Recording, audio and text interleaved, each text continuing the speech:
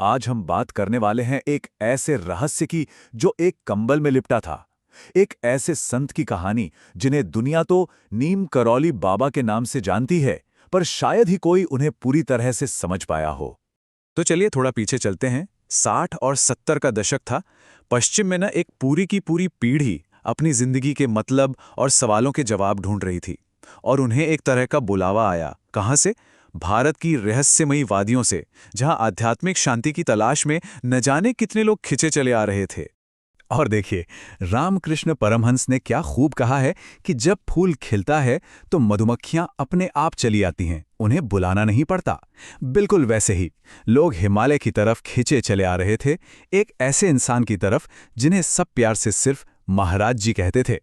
तो सवाल तो यही है ना, कि आखिर कौन था ये कंबल में लिपटा हुआ इंसान जिसमें इतनी इतनी कशिश थी। चलिए आज कोशिश करते हैं इस पहेली को परत दर परत खोलने की। तो चलिए शुरू करते हैं इस रहस्य की पहली परत से, और वो है उनका व्यवहार।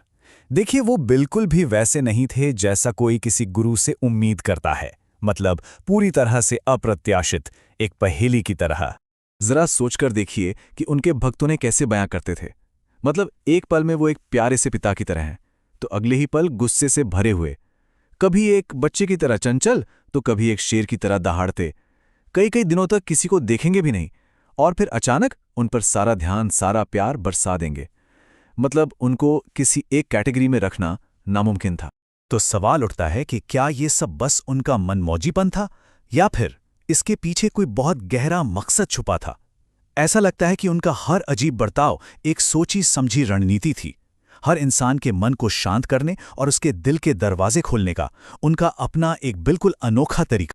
लेकिन रुकिए, कहानी यहां खत्म नहीं होती।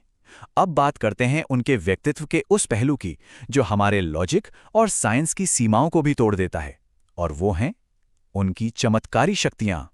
कहा जाता है कि वो लोगों के मन की बातें पढ़ लेते थे, उनके अतीत के वो राज भी जानते थे जो किसी को नहीं पता होते। और इसका एक बहुत बड़ा सबूत है एक घटना जो एक भक्त के साथ झील पर हुई थी। अब जरा उस भक्त की हालत के बारे में सोचिए। जब महाराज जी ने उससे यूं ही पूछ लिया, तुम कल झील पर थे क्या, कुछ मांगा था क्या? सोचिए, उस एक पल में उस भक्त के लिए तो जैसे पूरी दुनिया ही बदल गई होगी। उसे ये एहसास हुआ कि महाराज जी उसके हर एक निजी पल के गवाह थे। और यही यही वो विरोधाभास है जो उन्हें सबसे ज्यादा रहस्यमयी बनाता है। एक तरफ तो कहानियां हैं कि उन्होंने अपने मन से चलती ट्रेन रोक दी, नदी के पानी को दूध बना दिया, और दूसरी तरफ वो खुद क्या कहते थे, अरे मैं कुछ नहीं कर सकता, मैं तो एक साधारण सा इंसान हूं। तो फिर सच क्या था? अच्छा, अब आते हैं उस कहानी पर जिसने पूरब और पश्चिम दोनों दुनियाओं को एक तरह से हिलाकर रख दिया था। ये कहानी है महाराज जी और एलएसडी की। हुआ ये कि रामदास, जो खुद हार्वर्ड के एक साइकोलॉजिस्ट थे और इन साइकेडेलिक दवाओं पे बहुत रिसर्च कर चुके थे, उन्होंने महाराज जी को एक दो नहीं पूरी 3 गोलियां दी। ये करीब करीब 900 माइक्रोग्राम की डोज थी। मतलब इतनी ज्यादा कि किसी भी आम इंसान का तो दिमाग ही घूम जाए, उसकी पूरी दुनिया पलट जाए। लेकिन जो हुआ वो वाकई हैरान करने वाला था। महाराज जी ने वो सारी गोलियां निगल ली और कुछ भी नहीं हुआ, जरा सा भी नहीं। वो बस एकदम शांत बैठे रहे, जैसे कुछ हुआ ही ना हो। और इस घटना के बाद उन्होंने जो कहा उसमें बहुत गहरा मतलब छुपा था। उन्होंने समझाया कि देखो, एलएसडी जैसी दवाएं आपको भगवान के कमरे का दरवाजा दिखा तो सकती हैं, आप अंदर जाकर प्रणाम भी कर सकते हैं, लेकिन 2 घंटे बाद आपको बाहर आना ही होगा। ये एक अस्थायी अनुभव है, असली आध्यात्मिक अवस्था नहीं। तो चलिए अब इन सब चमत्कारों और रहस्यों से थोड़ा आगे बढ़ते हैं और उनके संदेश के बिल्कुल केंद्र में झांकते हैं।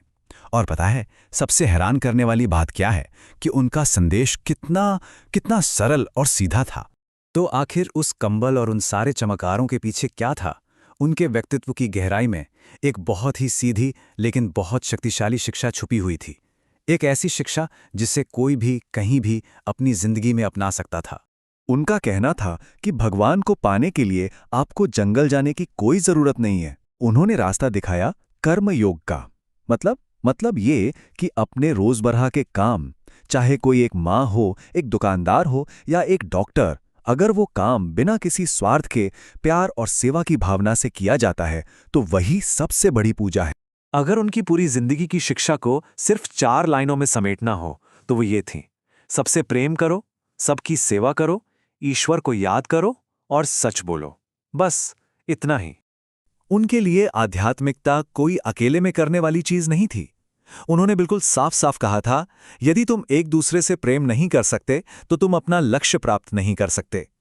मतलब करुणा और भाईचारा ही असली रास्ता था। और अब हम इस कहानी के अंत की ओर बढ़ रहे हैं। सवाल यह है कि जब उन्होंने अपना शरीर छोड़ा तो अपने पीछे क्या छोड़ गए। चलिए इस सवाल पर थोड़ा सोचते हैं। तारीख थी 11 सितंबर 1973 जब उन्होंने अपना शरीर त्याग दिया। ये जो तस्वीर है ये उसी दौर की है और इसे देखकर ऐसा लगता है जैसे वो आज भी हमें देख रहे हैं। ये बात हमें एक और महान संत रमण महर्षि की याद दिलाती है। जब वो अपना शरीर छोड़ रहे थे तो उनके भक्त रोते हुए कहने लगे, हमें छोड़कर मत जाइए। तो जानते हैं उन्होंने क्या जवाब दिया?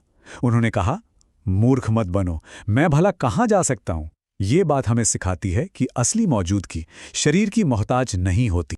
और ये सोच सीधे महाराज जी के अपने शब्दों से जाकर जुड़ती है। उन्होंने खुद कहा था, जो कोई भी मुझे याद करता है मैं उसके पास जाता हूं। ये एक वादा है, एक भरोसा कि उनका प्रभाव उनके शरीर से कहीं कहीं ज्यादा बड़ा है। तो ये कहानी हमें इस एक आखिरी सवाल के साथ छोड़ जाती है कि जब कोई महान आत्मा इस दुनिया से चली जाती है तो पीछे क्या बचता है? क्या सिर्फ यादें बचती हैं, या उनकी शिक्षाएं, या फिर एक ऐसा कनेक्शन जो वक्त और जगह से भी परे है? शायद इस सवाल का जवाब हम सबको अपने अपने अंदर ही खोजना होगा।